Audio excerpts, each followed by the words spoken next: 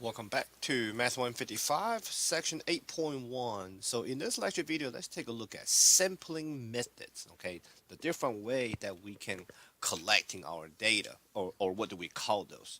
The best way of collecting data is called random sampling.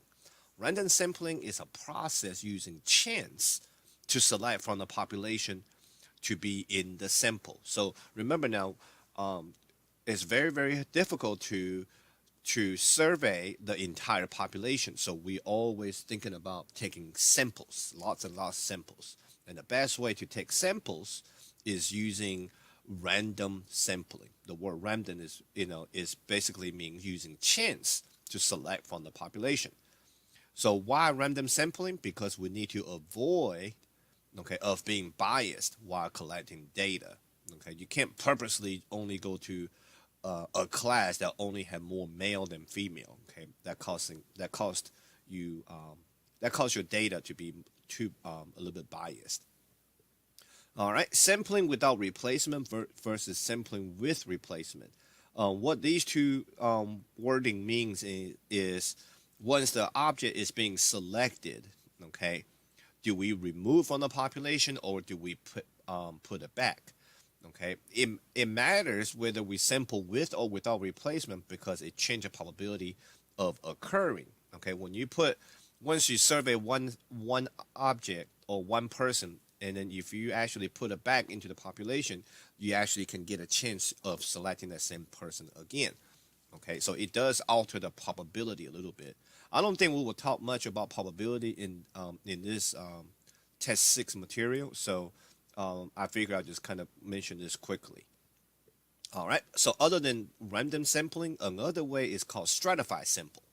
Okay, Stratify Sampling is obtained by separating the population into non-overlapping groups and select randomly from each group.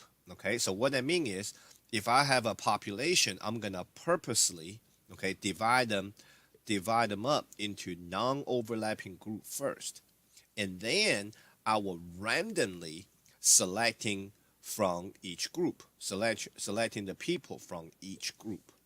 All right, this is different than what we so-called a cluster sample. Cluster sample is obtained by selecting all the individuals within a randomly selected group. So what that means is, here is my entire population. I'm dividing them up into non-overlapping group. Once I've done that, then I'm gonna randomly select the group and survey everyone in the group.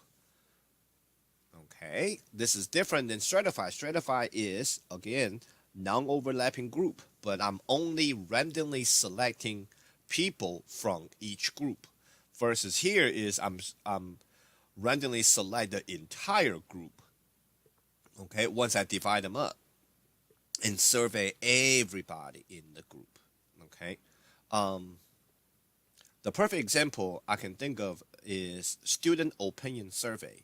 Student opinion survey that you may have done before, okay, is actually divided up by class. Okay, so if I have 8 classes, okay, let's say my 8 classes, none of the student overlap. No one student is in 2 classes. So if I have 8 different class, they might randomly selecting 6 classes. So once they select the 6 class, then the school will survey everyone in the class. That's called a cluster sample. All right. Random sample will be only random sample is actually stratified sample is actually randomly selecting the people out of every class. Okay, so if I have 6 classes, excuse me, if I have 8 classes, then they will stratify example will be out of the 8 classes, they will only pick 2 or 3 people from all 8 classes. Excuse me, if I have 8 classes, they will randomly select a couple people from each one of the 8 class. Versus cluster sample will be I have 8 classes, but the school randomly selecting 6 group, and survey everyone in the class.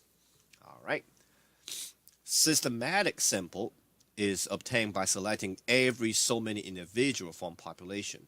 So in the industry, okay, when we mass produce something, this is one way we can actually um, figure, test whether the product coming out of assembly line, whether it's good or not. So we can select every 4 bottles or every 3 or every 10. Okay, that's called systematic.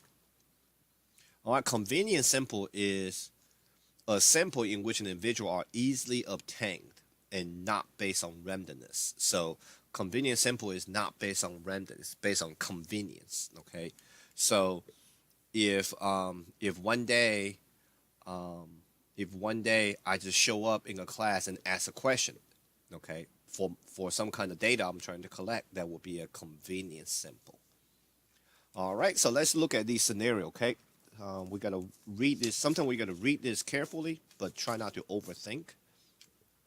The first one, a soda bottle company will test every 4th bottle, so every so many, that will automatically be systematic. All right, let's try the next one. A sample of every nth member of a population is selected. So again, that's systematic. Every so many will be systematic. A sample in which every member in the population has an equal chance being selected. A sample in which every member in the population has equal chance. That's called random sample. All right. An advertising agency wants to analyze the age of typical moviegoers in the suburban area. Each box office in the area asked ticket holders to note their age on their ticket stub. All stubs were collected and sent to the agency in a single container, but they only need to select some for analysis. What do you think this answer is? Is it random, stratified? Well, stratified, remember now, stratify simply means I will divide people into non-overlapping group. Okay, is that what we're doing here? Each box office asks a ticket holder to know their age. Well, it never divide up, it never say how many box office there is in the area. Okay. So it's not stratify, it's not cluster, because both stratify and cluster, you got to have non-overlapping group first. So that means the problem got to say, well, the moviegoer to this box office will never go to the other one. Okay, so this is not cluster or stratify. It's not systematic. It's actually not convenient. A lot of students will think this is very convenient just to ask the ticket holder. As a matter of fact, all stubs were collected and sent to the agency in a single container. So once they put them in a single container, okay, all right, and they actually only select some for analysis. So that actually makes it random. Okay, that automatically makes it random.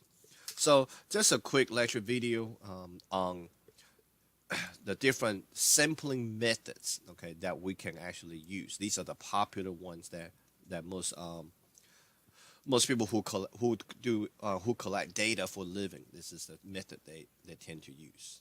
All right, that will conclude this lecture video on sampling methods. Thank you for watching.